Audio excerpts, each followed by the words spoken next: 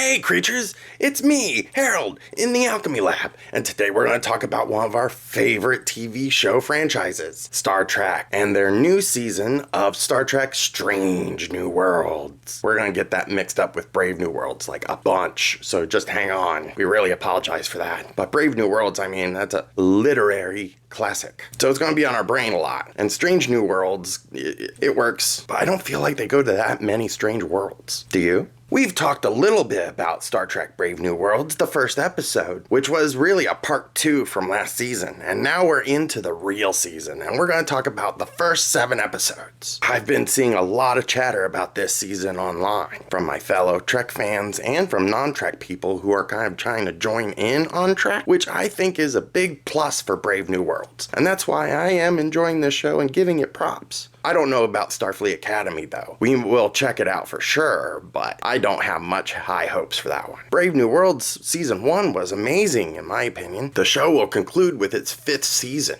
And the first few seasons I liked quite a bit. But this 4th season seems like a lot of filler. A lot of filler. And we're going to break down why here and across these episodes. So hang on to your bootstraps. This is going to be a rapid fire review for the first 7 episodes of the season. So spoilers ahoy if you haven't watched anything. Most of these episodes involve shenanigans with the crew. What are they getting up to? Are they being goofy? Interpersonal relationships? And there's very little trekking here and there. And a couple episodes are okay. But so far in this season, I've been a little disappointed.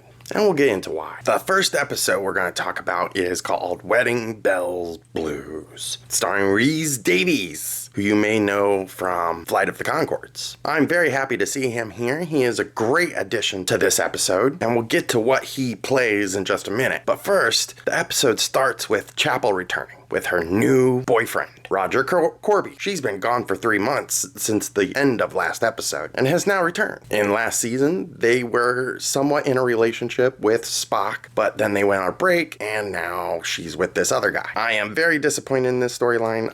Maybe she should have just, if I was in the writer's room, I wouldn't have written this. I would have done something else entirely. Maybe she just wasn't interested anymore, or something happened to her physically, or maybe there's an alien parasite. Something, but just swapping out a new boyfriend after 3 months and all of that relation drama from the last few seasons, it feels disingenuous from the writers and comes out of nowhere. And adding more fuel to that fire, Spock turns around and starts getting a relationship with another member of the crew, La'an. I love this character, La'an. She is a descendant of the Singh family, so she is partially augment. And through the seasons, I've enjoyed her storylines and everything she's brought to the table as the security officer on the Enterprise. But now they're adding Spock and her together as a love interest and just swapping out. Like, why does Spock have to be in a relationship? I said this with Chapel, and now I'm saying it with La'an. Like, why are we putting Spock through all these paces? He's not that kind of character. I don't want to see him to go through these kind of issues. I want him to deal with his half-human side. And I don't feel like being in these type of relationships is something that explores the character in a interesting way that classic sci-fi fans would like to see. We've also added another brand new character for Uhura to deal with. And they're setting up a romantic interest between each other. This is Ortega's little brother. And now here he is swooning over Uhura. These storylines, you're just adding characters to have a romantic interest, and they're not being added in a natural way. This is a little disappointing for me. They add another character named Gamble, and poor Gamble. He's just around in the medical bay helping out Mbenga with the patients, and he's enjoying life. Enjoy it while you can. Enjoy it while you can, Gamble. Poor Gamble. Then cut over to Pike's relationship. See, this is what I'm talking about. Star Trek is just devolved into all these relationships. I'm not on a mission right now. These are just relationships. And Pike's relationship is with his Gorn cancer girlfriend. She's got Gorn cancer, and that's going to come up over and over and over and over again. They spent seasons dealing with being together and not being together, and now she has cancer. Gorn cancer. It's the worst kind. You develop a lizard tail, your eyes go sideways, and you suddenly have the urge to sit in a body of water. Like an alligator, swimming in the ocean, ready to pounce. Yes. Are you my next meal? You might be my next meal. Uh-oh. That's all you can see of me. Uh-oh. Bah. So while all this is going on, Rhys Derby's character is talking to Spock and then suddenly clicks his fingers. Click. And then he wakes up the next morning and is getting married to Chapel. So reality has been completely changed. And it ends up Rhys Derby's character is Q's son. He creates a whole wedding scenario and all these shenanigans so he can try to make Spock's life easier. And then John Delancey's Q shows up in like a space cloud. He's not even on camera. They just use his voice. And he scolds his son and tells him to put everything back, and then they leave. End of episode. End of episode. Very, very disappointing. I like the fact that the Q was there. I like who they cast as the new Q. But everything around this episode, their motivations, why the Q was there, the storyline, the new characters they've added, just everything was not what I was hoping for the next episode in Strange New Worlds. So mark one in the negative slot with one itty bitty asterisk for a positive that the Q are there, because I love it when the Q show up. But other than that, negative. Boo. This next episode is Shuttled to Cuneiform and deals heavily with M'Benga and Pike. Pike's Gorn cancer girlfriend needs a cure because she's about to die. So M'Benga and Pike go to a planet that has a special flower. This flower is on a planet that, well, it's in a no-fly zone. During the war with the Klingons, both the Klingons and the Federation gave up this planet and said no one's allowed to go there. Nobody. And it stayed that way ever since. Unfortunately, there's a flower there that will cure or at least hold off Pike's girlfriend with Gorn cancer. So they enact a special mission and head off to the planet. On the planet, they find out that some of the planes have turned people into zombies, and there are Klingons there, and they all want to fight. So M'Benga and Pike are like stuck on the planet together, just like fighting and fighting and fighting and fighting and fighting. All the while, number one, or Una, is dealing with Ortega, who is like the B plot here. She's like wanting to shoot things as fast as she can, and Una wants her to follow orders. It's kind of lame. I mean, it's a little interpersonal drama, but it doesn't go anywhere. Meanwhile, on the planet, M'Benga is fighting more Klingons like he did in the war. And there he meets the daughter of a Klingon he killed. Coincidence? Absolutely. This is a crazy coincidence. I mean, this doesn't make any sense. This isn't like she just shows up in the middle of a zombie outbreak on a planet that nobody is supposed to be on. Didn't make much sense. And in the end, she ends up sacrificing herself anyway. So M'Benga is absolved of double murder or I don't know. He's absolved of everything that happened in last season. So there we are. Absolved. Quick scene. She's dead. Bye-bye. After that, we get the Space Adventure Hour. This is a La-Anne episode, which I was kind of excited for. I mean, I'm still excited for. This is probably one of the better episodes, even though it is a holodeck episode. Holodeck episodes always go poorly. They always take over the ship. They always suck out power. They always malfunction. Somebody always ends up dying. The holodeck is extremely dangerous. And here, we're in a very early timeline for Star Trek, and they are introducing the holodeck, which doesn't really make sense for this universe, but here we are. It even looks like the TNG holodeck, that famous holodeck room. I think they just wanted to put that together to put it together. And that's not the only TNG reference here. They're also referencing Moriarty, who is a famous TNG villain. Basically, they take that same exact premise and make a new villain in this episode. But we have a lot of sloppy writing again. The crew take up all the holodeck characters for some reason, so we don't get any original characters. It's the holodeck. They're supposed to create new characters. And Starfleet is like, oh, while you're testing out this new holodeck technology, we want you to fly into a neutron star at exactly the same time, risking everybody on board. And then the final reveal is a little on the nose, where you find out Spock was the hologram all along. Leon totally has the wool pulled over her eyes, even though she does figure it out in the end. So she does become the hero. It's just a stupid situation that Starfleet put them in to begin with. Here, install this super dangerous piece of technology and then fly into a neutron star. That's always a good idea. We're Starfleet. We're Starfleet. We have all the good ideas. We also get a full credits takeover. These are usually fun, but I feel like they went too far with this one. They needed to pull back a little bit, like those Voyager episodes. Those had pretty fun holodeck episodes. And they felt like an old 1930s serial. Whereas these episodes didn't feel like 60s television show. It felt like a parody representation of a 60s show. If you're going to do it that way, then pull back a little bit. Try to make it a little bit more realistic. Whereas they just went so far out with it that it just looks so goofy that you're not really buying it in the episode. This felt a little bit more like a traditional Star Trek show, but it was, I don't know. We've learned these mistakes.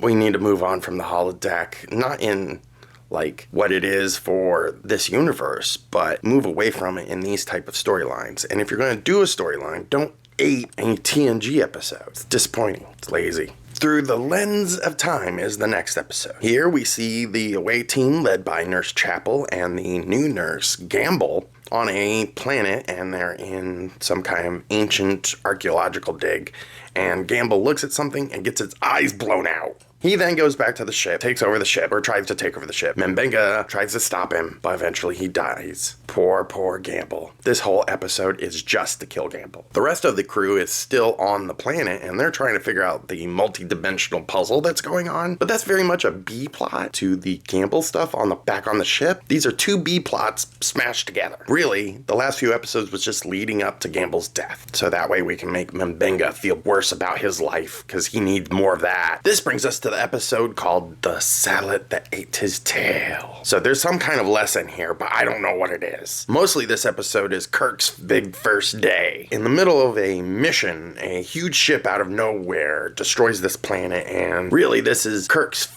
big first day. He's on another ship as a number one. He's not a captain yet. And this alien ship out of nowhere destroys a planet and destroys his captain. So he has to take over the ship. The Enterprise shows up and the rest of the crew help him out. And Kirk tries to understand what it means to be a captain throughout this episode. It's one of the better episodes, for sure. I love the design of this planet-eating monster coming out of nowhere and just wrecking crap. But the story that was behind it ended up being a little soft and without a real resolution. I was like, what is happening? So when the Enterprise shows up, crew, Spock, La'an, and a couple of others go to help out. And this reminds us that La'an and Kirk had a thing. So here we go, another love triangle in this middle of this episode for no reason, because we set it up earlier, I guess, but I don't really care. But you guys keep reminding me. I don't just want to go on. All right, so there's this monster ship that's eating planets and other ships and captures Enterprise. So Kirk and his pseudo-Enterprise crew go after and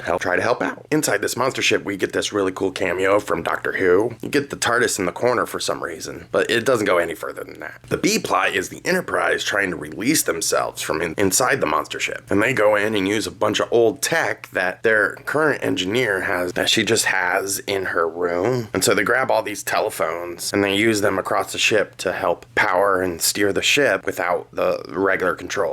Why she has these things in her apartment, I have no idea. It doesn't make any sense. She pulls a bunch of other stuff out of this box. There's a bunch of 90s and Earth stuff. She's supposed to be an alien, but she has all this Earth stuff and lived on Earth for like 100 years, over 100 years. Doesn't make any sense. I wish they would figure this character out a little bit better, and I wish they would stop shoehorning old Earth stuff into Star Trek. It's not what it's here for. I don't want it added to my Star Trek. I don't need to see the funny clock with the cat eyes in my Star Trek. It was bad enough when Voyager went back in time to the 90s. I don't need Strange New Worlds pulling out any prop from the 90s that they can. Finally, together, the two ships destroyed this monster ship. And then they do a little history about, like, a couple of centuries ago, all these scientists got in a ship and went to look for a better life. And then they just disappeared. And this monster ship was the ancestors of those people. And evidently they became horrific monsters, ripping people apart and killing everybody and destroying planets. I have no idea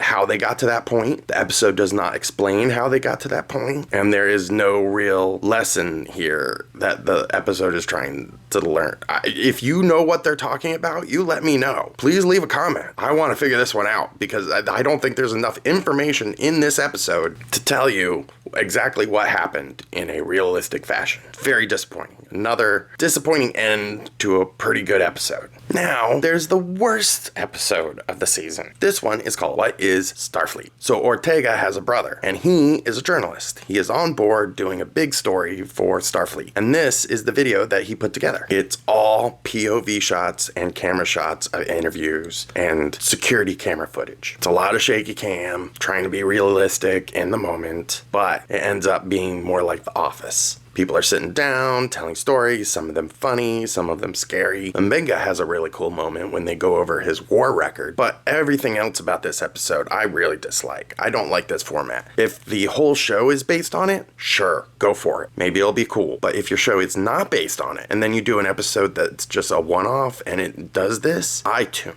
out quick. It's just not entertaining for me, unfortunately. And here's episode 7, 4.5 Vulcans, which is one of the better episodes of this season, even though the whole thing is just a joke. In a previous episode, Spock became human with a serum. They reversed that serum and turned several crew members into Vulcans, so they can hide on this planet and help out without breaking the Prime Directive. The whole episode is really to have these characters that we know as humans turn into Vulcans and how they destroy their lives, because they do not have the logic systems built in place to control their emotions. So Pike, as a Vulcan, can smell everything. He has an incredible sense of smell, and he's just going crazy trying to clean everything. La'an is an augment who is a descendant of Khan. So basically she becomes a Mongol trying to conquer everyone. Chapel is just diving into science and destroys all of her personal relationships. And Uhura just mind melds her boyfriend into doing what she wants. It's a lot of Vulcan shenanigans on the ship that are played for laughs. Patton Oswalt even shows up as one of the best comedic performances ever given to Star Trek. There is an after credits scene here that you cannot miss. It is worth the price of admission for the whole season just for those few minutes. As a real Vulcan, his character is helping them cure the other humans to return them to being human. Meanwhile, Pike's Gorn cancer girlfriend got a promotion, which I think